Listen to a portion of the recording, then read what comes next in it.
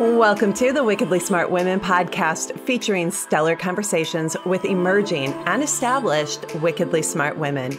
Thanks for joining us today as we celebrate the wickedly smart women who are committed, care deeply, and have the courage to take action and create change all around the world. Now here's your host, Emerald Greenforest. Welcome to another episode of the Wickedly Smart Women podcast, where we celebrate wickedly smart women and provide our listeners with a wealth of wisdom along with immediately actionable steps to be smarter, spunkier, and more successful in their impact and their leadership. This is your host, Emerald Greenforest, and today we welcome our very special guest, Dr. Rhoberta Shaler. Rhoberta Shaler, PhD, is the relationship help doctor, and she provides urgent and ongoing care for relationships in crisis. Her mission is to provide the insights, information, and inspiration for clients and audiences to transform relationships with themselves and other humans to be honest, respectful, and safe in all ways. Even the United States Marines have sought her help. Dr. Shaler focuses on helping the partners, exes, and adult children of the relentlessly difficult people she calls hijackals to stop the crazy making and save their sanity. Author of 16 books, including Escaping the Hijackal Trap and Stop, That's Crazy Making, she hosts 2 podcasts, Emotional Savvy and Save Your Sanity. Her YouTube channel for relationship help has reached over 290,000 views. And I had the pleasure of meeting Rhoberta in person as an icon of influence. We were both icons of influence at the New Media Summit in San Diego. And it's such a pleasure to welcome you to the show, Rhoberta. Thank you so much for being here. Oh, I've waited for this. It's exciting. I'm looking forward to it. I am too. I really appreciate your clarity. I really appreciate your directness in serving the people that you're here to serve. I appreciate your identification of this particular problem in relationships. And I really appreciate you for all the years that you've poured in your own life to create this business to help so many people. So, I just want to start our time together by really pouring the appreciation on. Oh, thank you. I'd love to hear also, Rhoberta, what inspires you? Like, what was it that caused you to start working in this area yourself and to identify the hijackals and begin to help people to overcome the injuries that they've received from those kinds of dynamics? Well, I'm an only child, and as it turned out, I had 2 hijackal parents, very different from one another. And when you have hijackal parents, Emerald, you only get validation by when you make them look good. So fortunately, I had the goods to do that. I played the piano, I sang, I was good at school, I won everything. It was all great, and I was on my way to be a medical doctor. And just as I was about to go to medical school, I found out I was pregnant. And so I took a detour and did a PhD in psychology. So when I had the opportunity to specialize, by then I had realized all the things that happen when you have toxic parents and how that sets you up for toxic relationships in your life. And on the other side, I realized how unequipped the people I went to for help were. So I pioneered working this all out, helping people understand, and I've been doing this work now for 34 years. Wow, that is amazing. So having come from a family of origin myself, where I would say at least one of my parents was a hijackal, but the other one was an alcoholic. So I can definitely relate to what it feels like to be somebody who's grown up in a toxic environment. So I'd love to have you talk a little bit, Rhoberta, about, some of the symptoms of being in a toxic environment. Sometimes people just don't even realize it until you don't know what you don't know until you're out of it and you look back and you say, oh my God, that was a nightmare. So can you talk about some of the symptoms? Because I'm guessing that there may be some of our listeners who are in relationships with hijackals right now and they don't even know it. Mm-hmm. One of the big things, Emerald, is that they have to win in all situations. They have to be right. So therefore, you're always going to be wrong.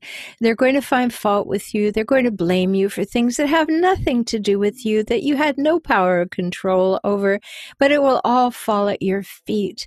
And if you're with someone like that and you were raised by them, how can that possibly be for a child who has no power? But somehow everything landed in your court. And the only way that you could please a hijackal parent was to make them look good, as I said earlier. So you would only be validated when they felt that they were getting some benefit from your existence. Because it's sad and unfortunate to have to say that, but hijackals don't have love to give you. They have uses for you.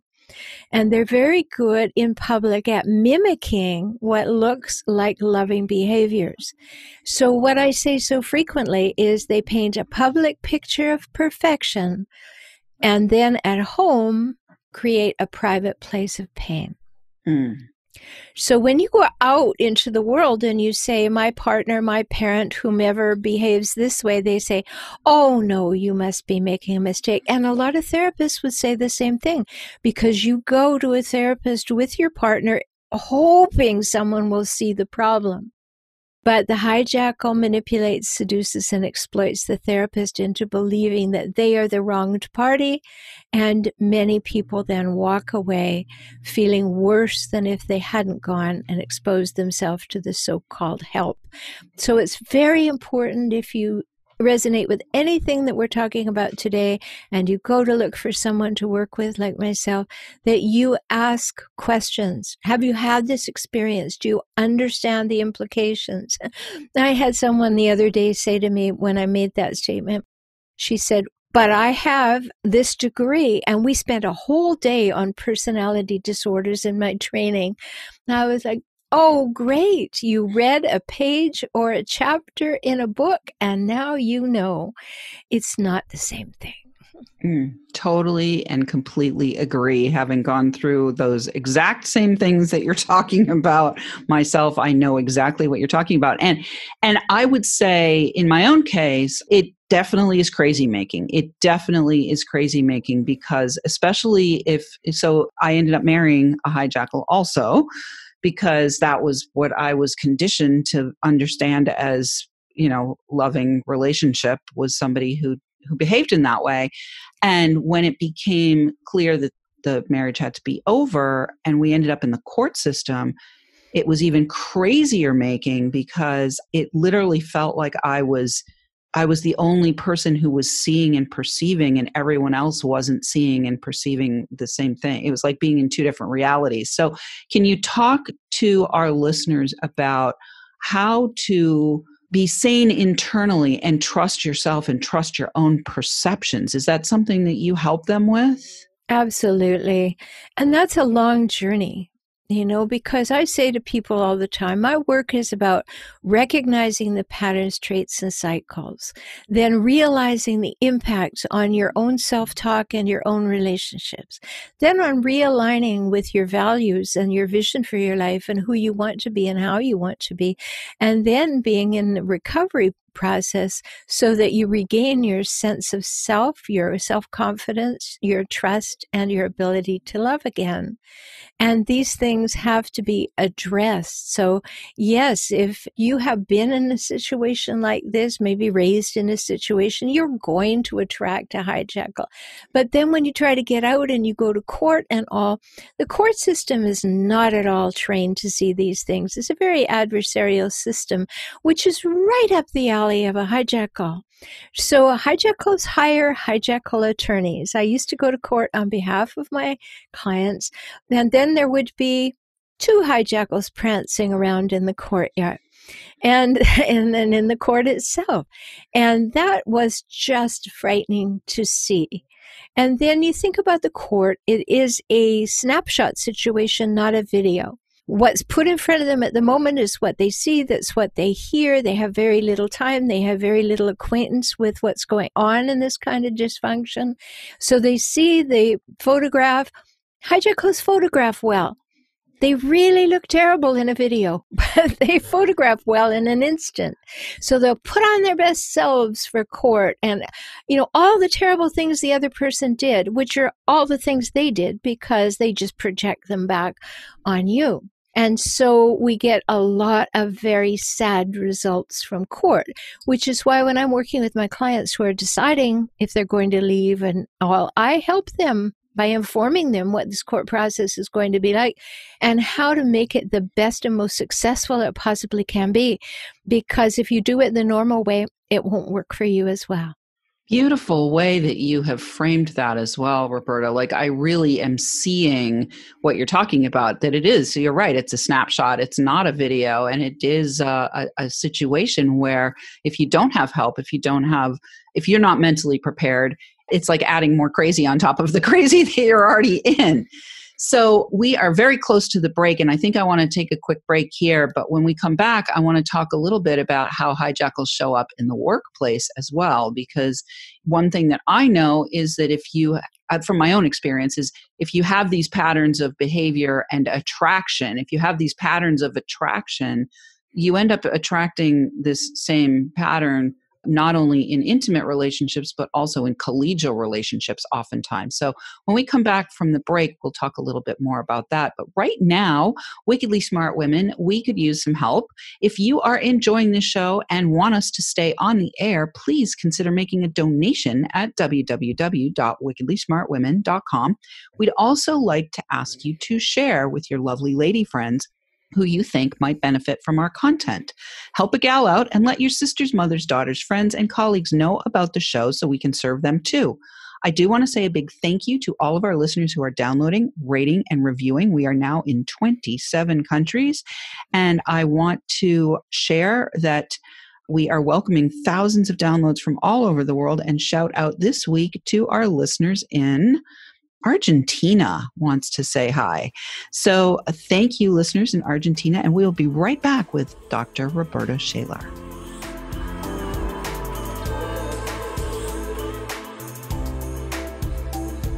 The Wickedly Smart Women podcast is brought to you by the Creative Age Consulting Group.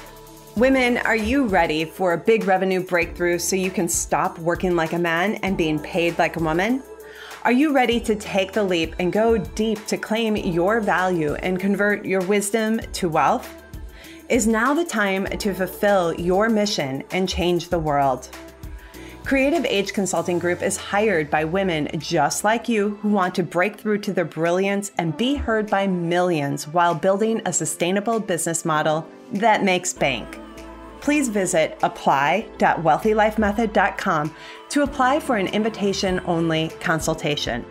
If you have been inspired to receive support in welcoming wealth by making your most heartfelt contribution to the world, be sure to apply for a consultation today.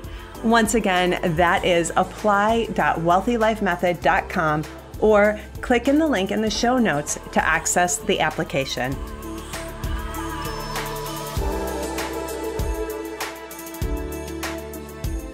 And we are back with Dr. Shaler, and you can find out more about her at her website, transformingrelationship.com. We will have that in the show notes. And I'd also like to recommend and encourage you to tune into her podcasts or her YouTube channel. She's obviously spent years putting a ton of content out there and has hundreds of thousands of views on her YouTube channel. And, sometimes it's those moments of brilliance that come through on a quick video or in a podcast that might make all the difference in your life and in your world. So Rhoberta has such a wealth of wisdom that just this little short podcast is not going to even come close to delivering all that she has to offer. So Rhoberta, I want to talk about business. I want to talk about being an entrepreneur. You're an entrepreneur. I'm an entrepreneur. We've both been involved in a lot of different ways in the internet marketing space, in the online space, and now in the podcasting space. And I'd love to have you talk a little bit about how the hijackal thing shows up in our business relationships and how to navigate that. Good question and great insights we need to have into that. You know, I've been podcasting since 2002, and I've been an entrepreneur since 1984. I met my share of hijackals. You know, as you were saying earlier, once you've been raised by hijackals, you have to do a whole lot of work. Otherwise, you are going to be hijackal bait. That's what I call it. They find you terribly attractive, and you attract them, which is a double whammy. So in the workplace, it's important to recognize people who want to have alliances with you and why. When you're an entrepreneur, you want to find people who actually understand the meaning of the word collaborate. And that is not as common as we would hope.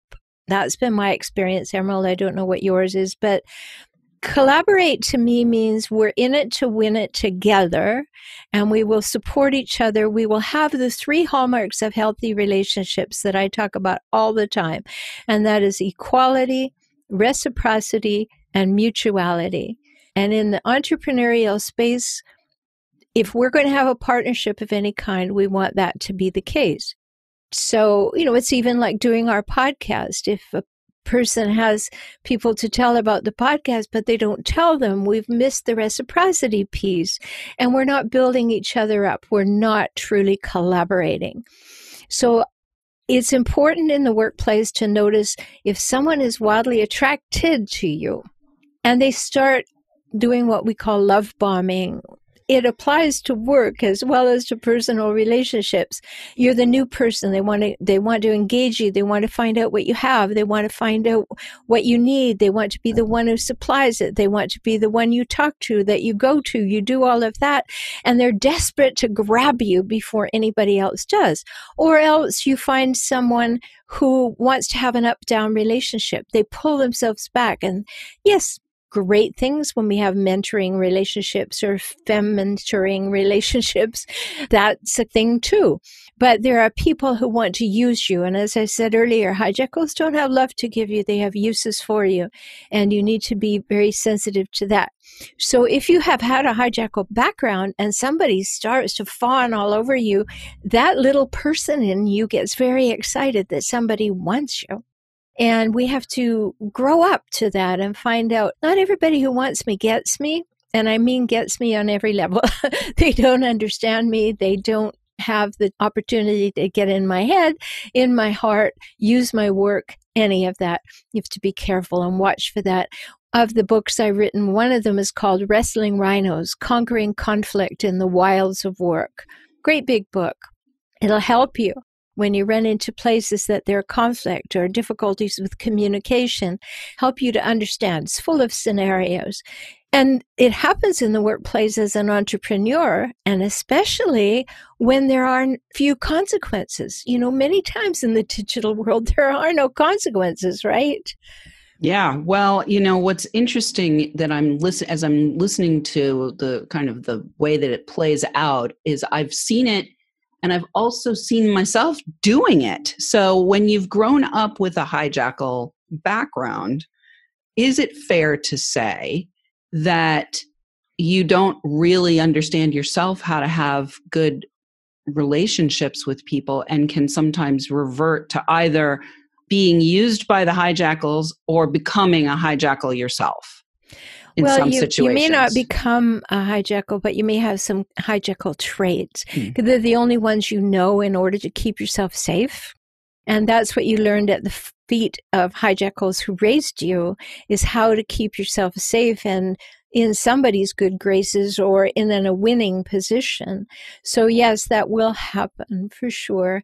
And it's important for us all to do our work. I mean, we all talk about that. But if you had a hijackal parent, or you were in some kind of early environment, or even an early marriage with a hijackal, it'll have rubbed off on you some, not only in the fact that you feel fearful and lacking in confidence or the ability or willingness to love and trust, but it could rub off on you. I'm just writing a new book right now about one aspect of hijackal thinking, and that aspect is what we call all or nothing or black or white thinking.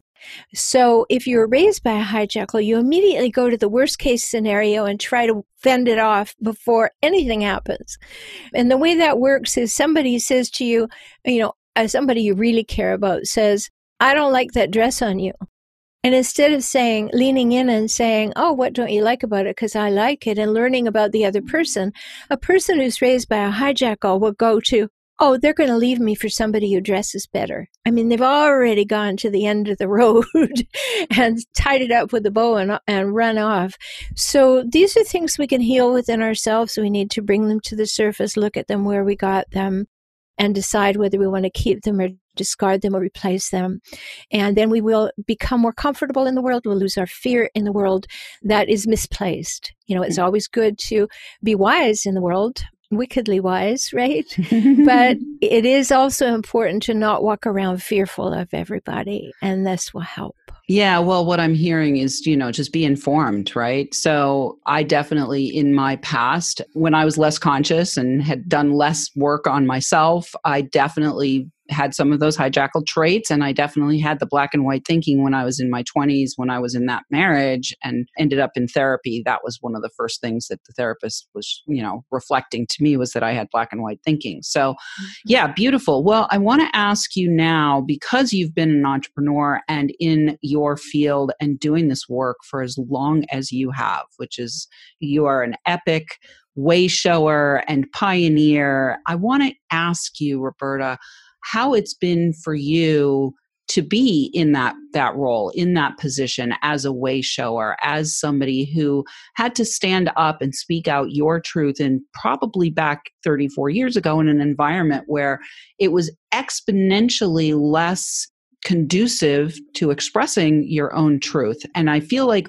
our environment right now, we're going in the wrong direction in our culture here in the United States and with our government, but we're not going to have that conversation today because we certainly don't have enough time for that. But I'd like to hear about how you came up and what you've seen over the last 34 years in terms of acceptance of what you are pioneering here.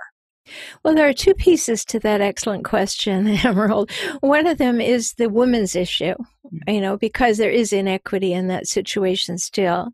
And the other is the willingness and ability to speak out and be heard, whether you're male or female. Because as a male, if you were being dominated by a female or somebody, we used to call them high maintenance women, they're hijackals. A high maintenance woman is not the woman that you have to spend your life savings in order to buy her Louboutins. A high maintenance woman to me is a woman who is dominated, controlling. You can't do anything right. You're always at her feet looking for her approval. So it works in both the situations. But over the last years, first of all, getting people to believe that, oh, how can you say that about something? That poor person had a bad childhood. Yeah, they did. But you know what? You're not responsible for their bad childhood. And if you go on that compassion train too far, you're going to hit a dead end and you're going to smash into the wall. So it's very important for us to be able to separate out the fact that someone's behavior is not my responsibility to fix. I can observe it. I can deal with my part of it. When I wrote the book Kaizen for Couples, I put in there my secret sauce, which is 2 chapters on how to do what I call the personal weather report, to take personal responsibility for the fact that you have the right. Here's my definition of assertiveness, Emerald. A person who knows they have the right to take up space and draw breath on this earth knows that they have the right to say what they think, feel, need, and want without mentioning another human by name or pronoun. Interesting. Well, so can you talk just a little bit before we close, because we only have a few more minutes, about maybe give our listeners something that you did for yourself to help you stay the course, to help you continue to show up, to help you to continue to shine your light on this massively dysfunctional dynamic that is destructive and horrible for so many people. What is the thing that you do to keep yourself in the game? Well, that would be my spiritual life. I've had a spiritual life since I was 3 years old, when I didn't want to be with my parents anymore, and I asked to go with the minister at the church behind me because I liked him better. And that was the beginning. Fortunately, I was always a very strong child. And I realized when I was 5 or 6 years old that these people were a little cray-cray, and I didn't want to be around them much. I also learned that I could lie to them, and they didn't really care because then they didn't have to take care of me, so I could pretty much have the life that I wanted. But in the later years, what kept me so strong was continuing on that path, I discovered yoga when I was 19 years old, and nobody knew anything.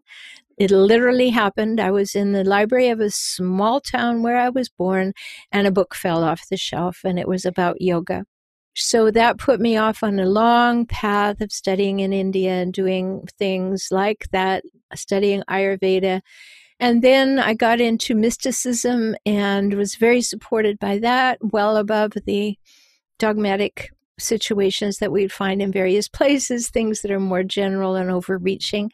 And that brought me a lot of peace. So yes, I tie into those things, but also when you have recognized that people want to decide who you are and you don't have to let them, that is a very powerful place. You know that. I mean, you know how you've walked through things, and I know how you've walked through things because we've talked. And there would have been many, many times when people could have batted us down and we could have just become, a doormat. That's what Hijackal is like. There's no place on earth that I would rather be than standing upright in my power and having equity in the world to love and be loved. Oh, that is beautiful. Dr. Rhoberta, this has been a fabulous interview. I hope that our listeners really tune in and consume even more of what you have to offer, because you are wealthy with your wisdom and highly generous as well. And I'm so grateful that you took the time to be with us today. I know you're a very busy lady, so I'm going to let you go. And right now, listeners, we love feedback. Please let us know what you thought of today's show by calling into our listener line. We will have that listed in the show notes. Also, check out Dr. Rhoberta at transformingrelationship.com. Again, we'll have that in the show notes. Send in questions or guest suggestions to listeners at wickedlysmartwomen.com. We might even give you a shout out on the show. Thanks for tuning in. Keep your ears open, and remember, you are a wonderful woman. Thanks for tuning in, downloading, and listening. Be sure to review and rate Wickedly Smart Women on Apple Podcasts and share with other women who can benefit from today's episode. Wickedly Smart Women is the premier podcast series for informing, activating, and inspiring the leader who carries profound wisdom and knows that now is the time to welcome wealth. We welcome your feedback and guest suggestions and invite you to subscribe to our mailing list to be notified of each episode at wickedlysmartwomen.com.